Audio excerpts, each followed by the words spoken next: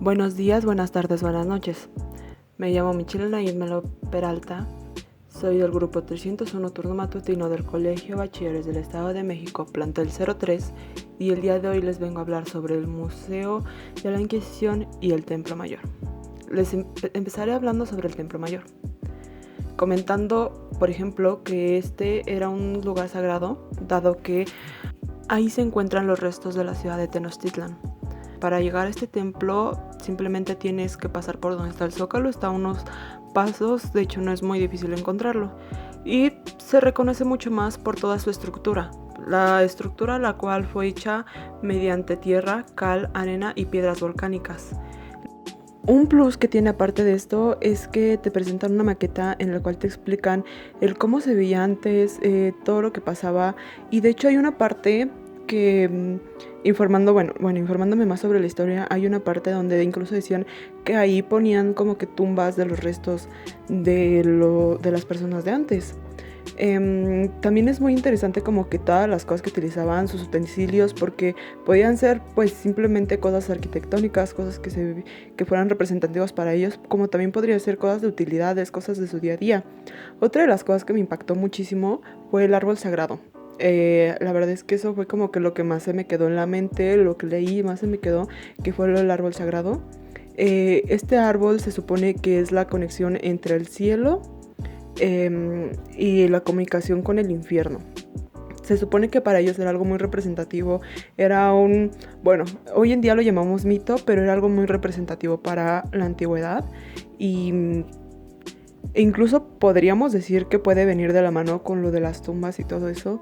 La verdad me causó mucho interés, me hubiera gustado saber más sobre lo del árbol.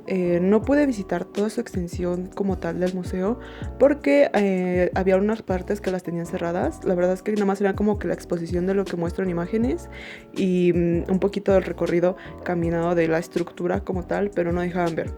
A lo mucho vi a lo mejor una o dos de las serpientes que se supone que tiene el templo, que tiene sus serpientes y que todavía conservan parte de su pintura original. Es lo que más allá alcanza a ver de la estructura y un poco de cómo se formó, pero la verdad es que no pude entrar mucho más allá.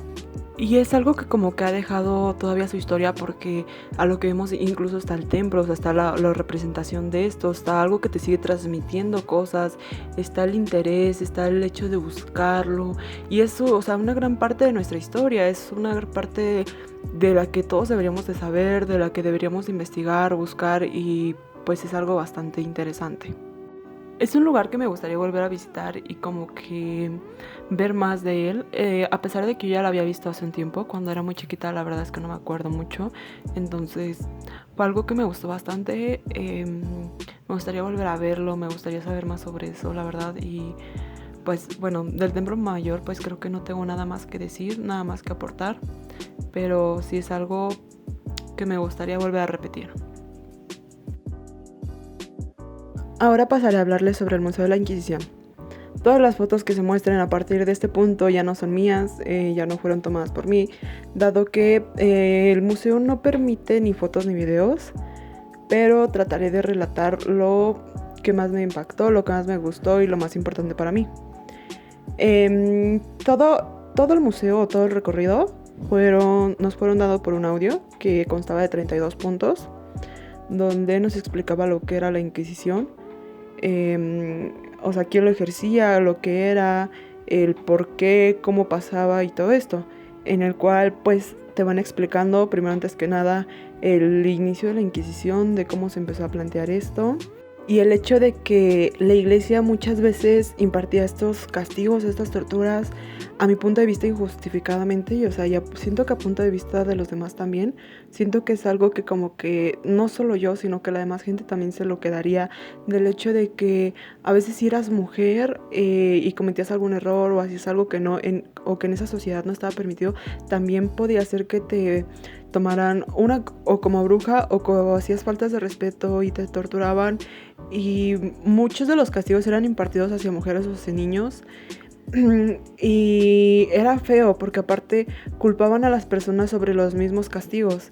La excusa de los de la Inquisición o de los que practicaban esta inquisición era que la persona que resultara herida, que le quedaran marcas, que se quedara sin extremidades o que incluso perdiera la vida, todo lo que pasaba era culpa de esa persona, no era culpa de los que la estaban practicando. O sea, ellos no estaban cometiendo ningún pecado, ellos no estaban cometiendo ningún error. Es más, ellos decían que eso no era malo, que en realidad los pecadores y todo eso eran aquellos que no decían la verdad y que por eso resultaban mutilados, o incluso resultaba que pues perdían la vida precisamente por esas extremidades que les quitaban, que los desangraban, que les hacían imposible el seguir con eso.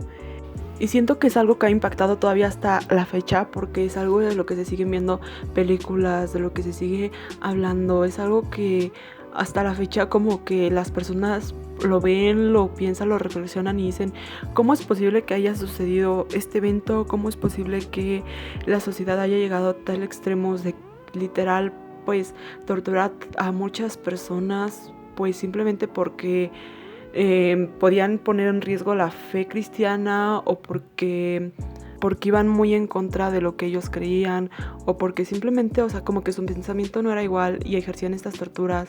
Entonces siento que algo que impactó primero fue el hecho de que cambiaron estas cosas, como que la gente reflexionó y se dio cuenta de que eso no debía de ser así, de que obviamente la iglesia perdió bastante parte de su poder, y eso hizo que de cierta manera se hubiera obligado a tener que dejar de tomar estos castigos. Pero sí es cierto que es algo que es muy difícil todavía de procesar, que a pesar de que estas fechas ya lo sabemos y que ya no se practica, que ya no lo hacen, es difícil.